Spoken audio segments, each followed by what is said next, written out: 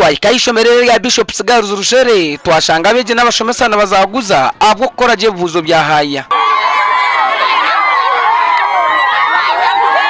Mukuru w'ishomerere Reverend Canon Mugumya David yasima beji kandi yaraganisa ko kuma umutindo go gukoresa ja beji ayishomereri.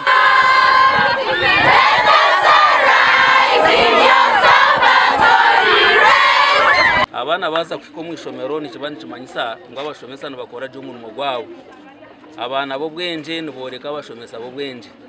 Mbe n'abashomesa bakosura umuntu mugwamana umunonga tubasima tutine bugarikiro. Omubizamu bya senior 4 Bishop Girls kakoresa beji mwendo mu grade yo kubanza 14 mu ya kabiri 12 mu ya kashatu batyo baheza kandi mu byahaya na Yebare Sharon ni wabasinjire akozero boneri 19 abandi bini 18 17 16 hamwe ni 15.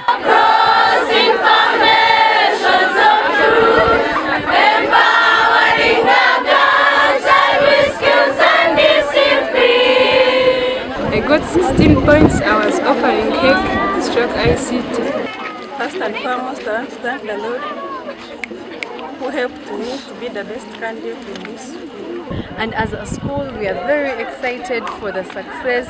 We are very excited. I mean, the happiness we have is beyond measures. Ekindi tusimira mukama munonga ahabwo kuba erishomero ryo kubanza ryonka kandi erishomero rumwe ryonka eryo muri Kiruhura eryabishikibonga kandi nsima mukama ahabwo kugira ngo rubire ry'amani kandi rubire ryo mugasho.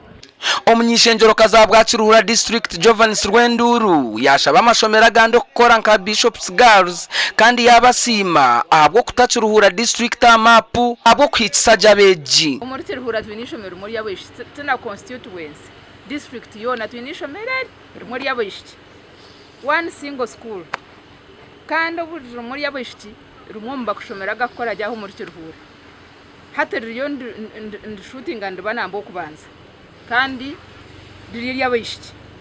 Ishomerere rya Bishop Girls Rushere rekatanduka mu mwaka wa 2018 kandi n'igishomero ryonke rya bishiki omu district ya Kiruhura.